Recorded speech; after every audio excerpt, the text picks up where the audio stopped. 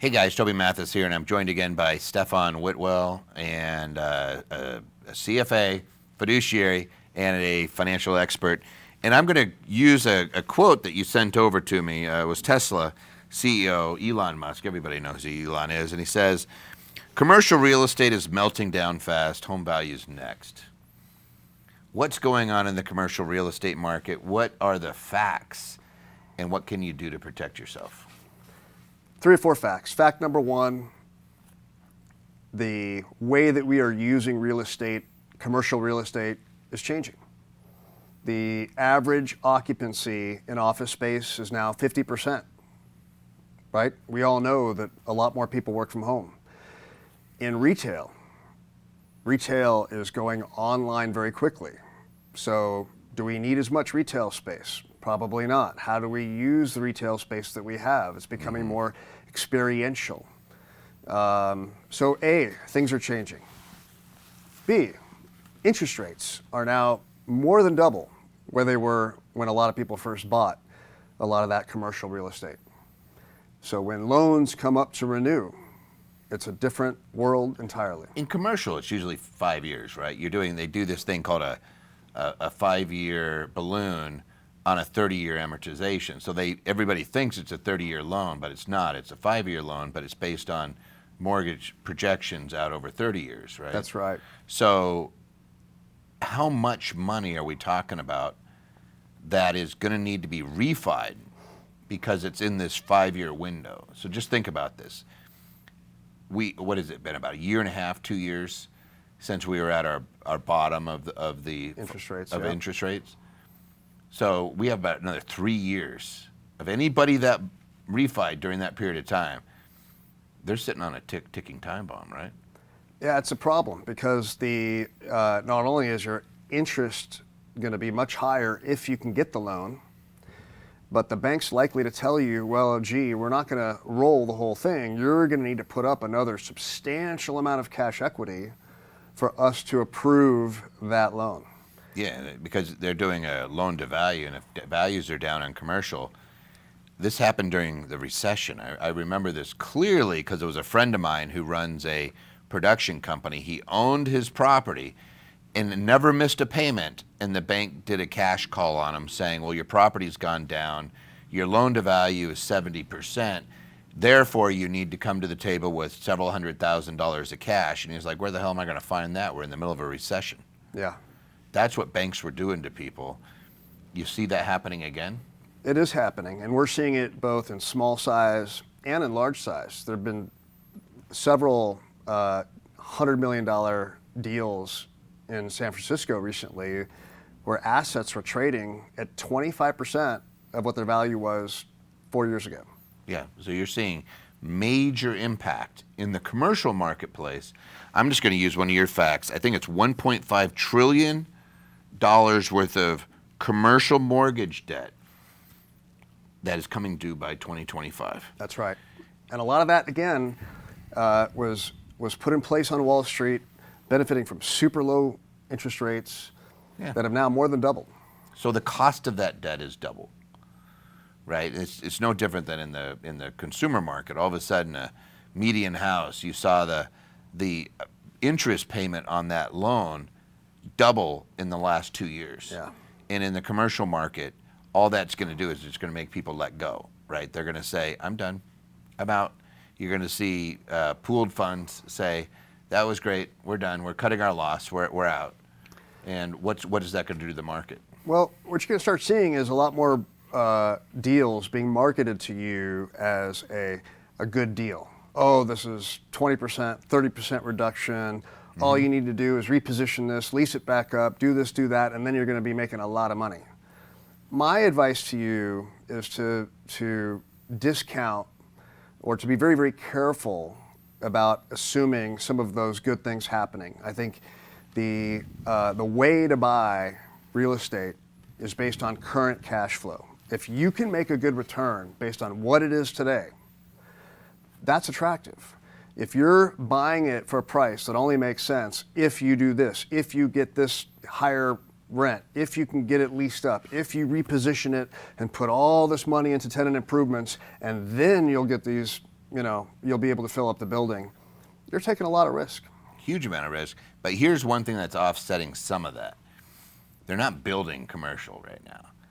So we saw this with the residential market, and because I do want you to address Elon's comment about residential real estate being next. I just still don't see it, but they're sitting here in a situation where they're like, we're worried that we're overbuilt, so they stop building. Yep. And what that does is it drives up demand, and so we're not replacing, like we're not bringing new commercial property to bear. Is that going to help this situation, and is it going to alleviate, because they're not building? No. Like it's way down, and they're like, they see it. Hey, we got too much commercial real estate. We're going to stop building commercial real estate. Well, you still have commercial real estate every month going out of commission. Like it's aged out. It's not going to be used. It's going to be tear downs. It's all of a sudden that's out of the marketplace. It helps. Is that going to help? It helps, but that helping is over a 10-year period. Yeah, it's going to be a while. And by the way, over a 10-year period, there's significant improvements you still have to think about. I mean, the technology is changing to where modern tenants want HVAC systems that can be controlled from their phone, that have intelligent monitoring to lower the usage while you're not there, to be more ESG friendly. Well, you know what? Some of the old systems don't do that. And the investment to make your property competitive for things that modern tenants want sometimes requires.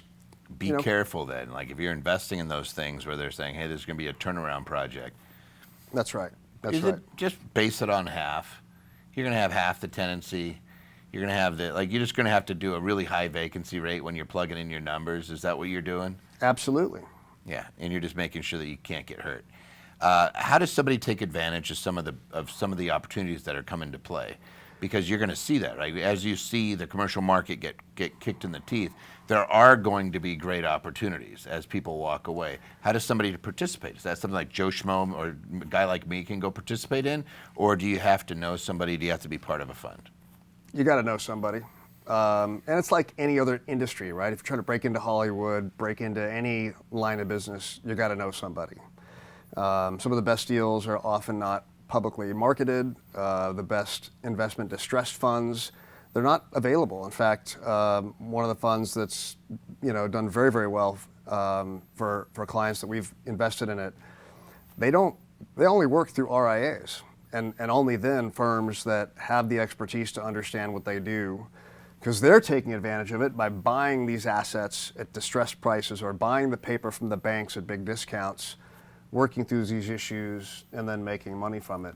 So you got to find somebody that has an in on some of these funds and that has an expertise in this particular area. Let's shift gears a little bit. Residential, do you think that Elon's right, that residential market's next? I don't, but I think there's a different set of concerns. So I think your home is the new office for a lot of people. Mm-hmm. And I think the reality is that residential is probably one of the best sectors out there. However, I think there's a lot of people that got a little bit lazy over the last 20 years and got used to declining interest rates, buy a house for anything, benefit from appreciation, refinance it, pull money out. I mean, it was the magic formula. And going forward today, although I don't think Elon's right, I don't think we're going to see a meltdown in residential. I don't think we're going to necessarily see another melt up for a little while because interest rates are going to stay high.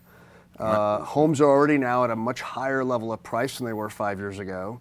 So I'm not worried about a meltdown, but I just don't think I'd walk into it assuming you're going to have an automatic melt up and leverage yourself to the chin, assuming that it'll be just like the last 20 years. I've done a bunch of videos on these, and I always bring facts to bear. That we still have half equity. So, hey, like 2008, one of the things, houses were underwater. They had negative equity. People were like walking away. Here, throw the bank the keys after they steal all the cabinets and all the copper out of the place. If you were in Vegas, that was your modus operandi. Is let's drain the place of anything that we could take and hand it back to the bank, right? But I don't see that because there's just too much equity. Like it's averaged $200,000 this last year, $200,000 of equity. You have as a percentage of debt.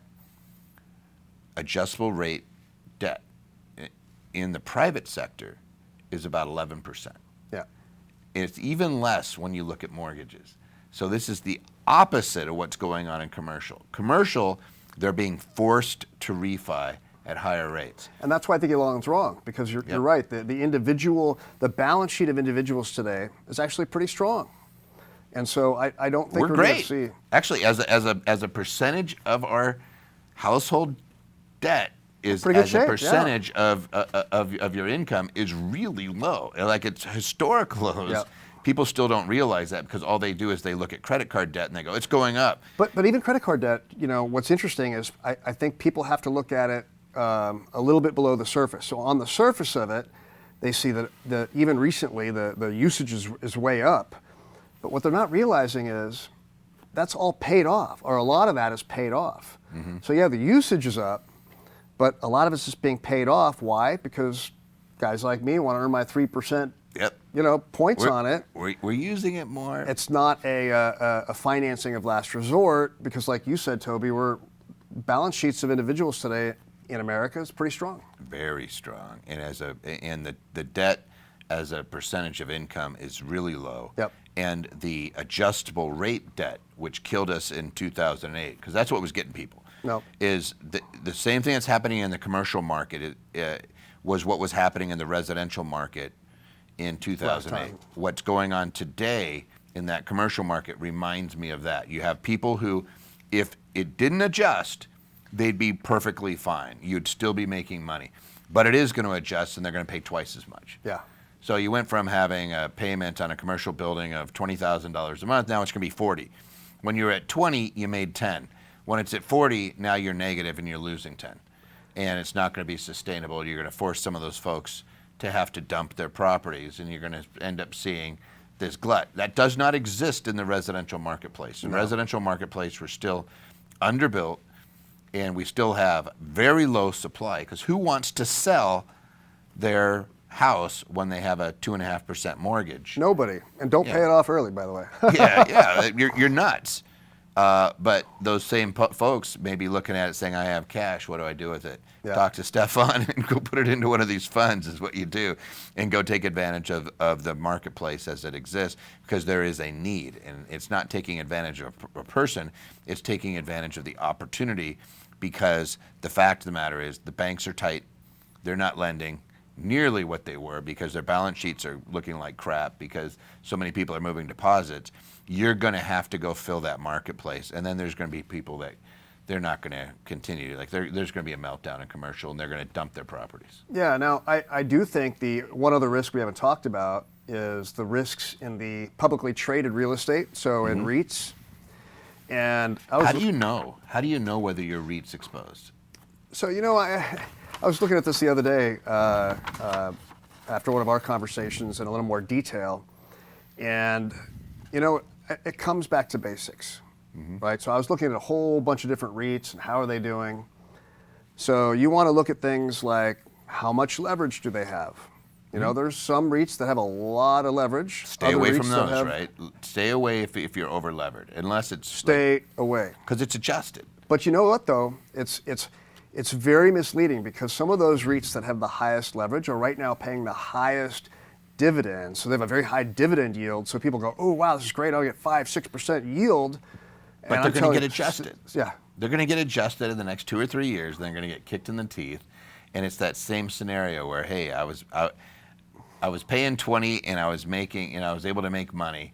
But if I'm paying 40, I'm not. So if I'm paying 20, I'm paying you 10. If I'm paying 40, I'm losing 10. And look, I'll confess, I've made that same mistake. Yeah. I think all investors have. All I'm doing right now is reminding you, be careful and don't fall in love with that high yield until you really do your research and understand where's that coming from. And if it's a lot of debt on that, walk. So another interesting thing that I looked at was, and again, this is so basic, I know you're going to get it, but is their revenue growing? There's some REITs where if you look at the last 5 years, their revenue is consistently growing.